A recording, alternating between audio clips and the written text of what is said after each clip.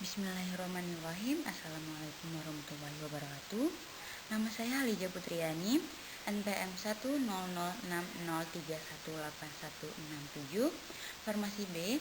Di sini saya akan menjelaskan tugas UTS Farmasi Fisika semester antara. Pertama, wujud zat bagian 1. Di sini kita akan mempelajari tentang partikel, dasar penyusun materi, ada atom, molekul, dan ion. Atom ialah unit terkecil dari suatu materi yang terdiri atas proton, muatan positif, neutron netral, dan elektron muatan negatif. Terus ada molekul, gabungan. Molekul ialah gabungan beberapa atom. Unsur dapat terdiri dari 2 atau lebih atom. Ada 2 jenis molekul, yaitu molekul unsur yang terdiri dari gabungan atom unsur yang sama, contohnya O2, H2, O3, Na2. Sedangkan molekul dengan atom unsur yang berbeda, contohnya tuh H2, CO2, C2H5. Terus ada ion. Ion ialah atom yang bermuatan listrik positif, proton, dan ion negatif, anion. Dalam satu periode jari-jari atom menurun atau semakin kecil dari kiri ke kanan, sehingga semakin ke kanan jari-jari atom semakin berkurang. Karena jumlah kulit atom sama tetapi muatan inti bertambah banyak, sehingga daya tarik inti atom dengan elektron semakin kuat. Afinitas elektron meningkat sehingga atom makin mudah menangkap elektron yang menyebabkan makin banyak energi yang dilepaskan. Keelektronegativan akan meningkat dari kiri ke kanan sehingga bertambah karena atom tersebut mudah menarik elektron yang lain, dan energi ionisasinya juga bertambah dalam satu periode. Energi ionisasi meningkat dari kiri ke kanan seiring meningkatnya nomor atom. Karena tarikan inti semakin besar, energi yang diperlukan juga untuk melepaskan elektron yang terikat paling lemah. Dalam satu golongan keelektronegativan akan menurun dari atas ke bawah karena bertambah kulit atom yang menyebabkan afinitas elektron berkurang karena atom semakin sulit menarik elektron dari luar. Dalam satu golongan keelektronegativan akan menurun dari atas ke bawah, energi ionisasi pertama makin kecil, sebagaimana jarak dari inti ke elektron terluar bertambah sehingga tarikan terluar inti berkurang. Ikatan ion ialah ikatan yang terjadi karena serah terima elektron dari atom yang kelebihan elektron ke atom yang kekurangan elektron. Atom yang kelebihan elektron membuat ion positif, sedangkan atom yang kekurangan elektron akan menangkap elektron membentuk ion negatif, contohnya NaCl. Terus K2S dan MgF2. Prinsip sama seperti magnet, tarik menarik antar kutub jenis. Ikatan kovalen ialah ikatan yang terjadi akibat pemakaian pasangan elektron secara bersama-sama ingin menangkap elektron sesama atom bukan logam. Ikatan kovalen yang terdiri dari kovalen tunggal, kovalen rangkap, dan kovalen koordinasi. Ikatan logam ialah suatu ikatan kimia yang terbentuk akibat penggunaan bersama elektron-elektron valensia antara atom-atom logam. Senyawa yang terbentuk dari hasil ikatan logam dinamakan logam jika semua atomnya sama. Nah, ini disebut dinamika bantu jika semua atomnya sama.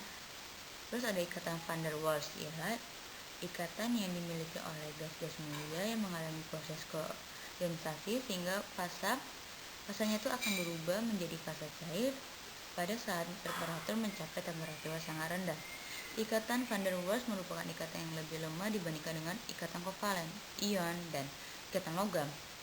Ikatan hidrogen ialah gaya tarik antara molekul yang terjadi antara atom hidrogen yang terikat dengan atom sangat elektronegatifan NO atau F dan pasangan elektron bebas dari atom sangat elektronegatifan yang lainnya.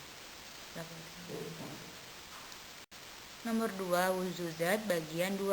Kita akan mempelajari tentang perbedaan wujud zat, bentuk zat, diagram 3 fase.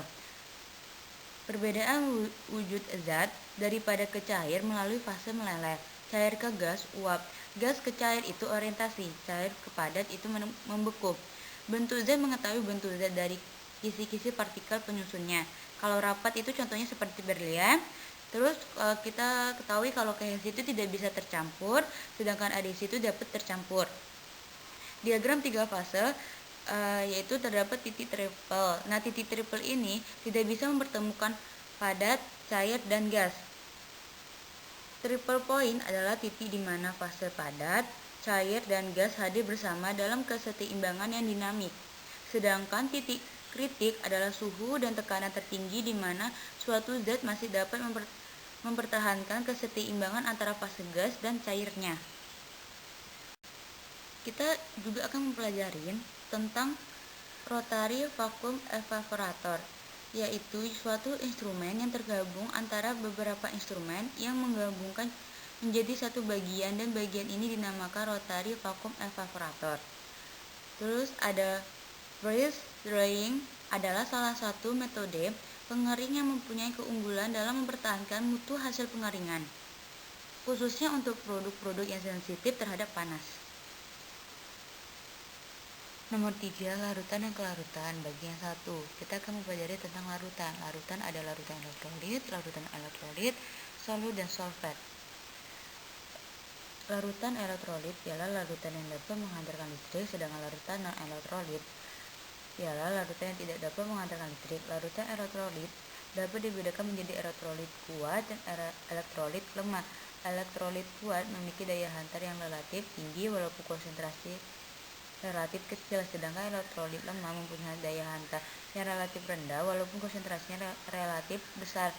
Larutan merupakan campuran dari suatu zat yang memiliki dua atau lebih suatu molekul yang nanti akan terbentuk secara homogeni. Larutan yang terbagi menjadi dua yaitu zat larut solut dan zat larut solvent. Salting in yaitu adanya zat larut tertentu yang menyebabkan kelarutan zat utama dalam solvent menjadi lebih besar. Contohnya pada riboflavin yang tidak larut di dalam air namun larut yang mengandung nikotinamida. Salting out yaitu peristiwa adanya zat larut tertentu yang mempunyai kelarutan lebih besar dibandingkan zat utama, yang akan menyebabkan penurunan kelarutan zat utama atau terbentuknya endapan karena adanya reaksi kimia, yang mana contohnya pada kelarutan minyak atsiri dalam air akan turun bila di dalam air tersebut ditambahkan larutan NaCl jenuh. Nomor 4, larutan dan kelarutan, bagian 2A. Kita akan mempelajari tentang kelarutan. Kelarutan terbagi dua, yaitu kelarutan secara partikular dan kelarutan secara molekular. Kelarutan secara partikular terjadi jika parsi atau bentuk dari ionisasi kemudian polaritas naik atau hidrofilik sehingga menghasilkan kelarutan yang berupa cairan. Kelarutan secara molekular terjadi apabila fraksi tidak terionisasi dan polaritas menurun sehingga terjadi suatu lipofilik dan menghasilkan lipid. Faktor yang mempengaruhi kelarutan padatan dalam cairan yaitu temperatur, penambahan zat lain, ukuran partikel atau molekul, polimorfis. Nomor 5, larutan dan kelarutan, bagian 2B.1. Yang terdapat ada polaritas pelarut, konstanta dielektrik, dan fenomena konsolvensi, yang mana fenomena konsolvensi ini terbagi atas dua, ada konsolvensi dan konsolven. Polaritas pelarut berkaitan dengan lag disolved lag, yaitu suatu pelarut yang akan melarutkan suatu zat yang disukai. Semakin polar suatu zat, maka konstanta dielektrik semakin tinggi. Konstanta dielektrik yaitu perbandingan dari sebuah energi listrik atau nilai kapasitas yang tersimpan pada sebuah bahan dielektrik apabila diberi sebuah potensi dengan nilai kapasitas di ruang hampa. Lebih jelas ialah permitivitas listrik relatif yang dapat diartikan juga sebagai konstanta yang melambangkan rapatnya sebuah flux elektrostatik dalam suatu bahan apabila diberi potensi listrik. Kemudian terdapat fenomena konsolvensi yang merupakan peristiwa zat aktif dilarutkan dalam medium air. Konsolvensi ialah zat terlarut memiliki kelarutan yang lebih besar dibandingkan dalam medium air atau pelarut. Konsolvensi merupakan pelarut yang dikombinasi untuk meningkatkan kelarutan zat terlarut atau zat aktifnya. Nomor 6, larutan dan kelarutan, bagian 2B.2. Kita akan pelajari tentang pH pelarutan. Ada asam, basa, dan netral. Kelarutan padatan dalam cairan dapat juga dipengaruhi oleh pH. pH asam biasanya itu antara 1-6, netral pada nilai 7 dan basa di atas 7. Peningkatan pH akan mempengaruhi kelarutan asam lemah, sedangkan penurunan pH akan menaikkan kelarutan suatu basa lemah. Nomor 7, larutan dan kelarutan bagian 2C.1. Kita akan mempelajari tentang kapasitas dapar. Itu ada dapar dan kapasitas dapar. Nah, kapasitas dapar merupakan suatu kelompok senyawa atau campuran senyawa yang dapat menghilangkan perubahan pada pH jika adanya penambahan atau kelebihan sedikit asam atau basa.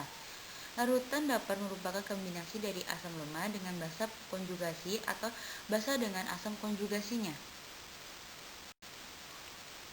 Nomor 8, larutan dan kelarutan bagian 2C.2. Kita akan mempelajari tentang larutan isotonis. Ada hipotonis dan hipertonis. Larutan isotonis merupakan larutan yang memiliki tekanan osmosa yang sama dengan jaringan yang terdapat dalam tubuh seseorang. Biasanya setara dengan 0,9% NaCl. Larutan isotonis tersebut memiliki beberapa efek hipotonis dan efek hipertonis.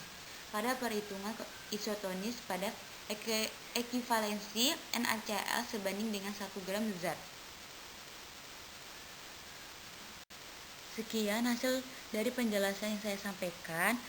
Assalamualaikum warahmatullahi wabarakatuh.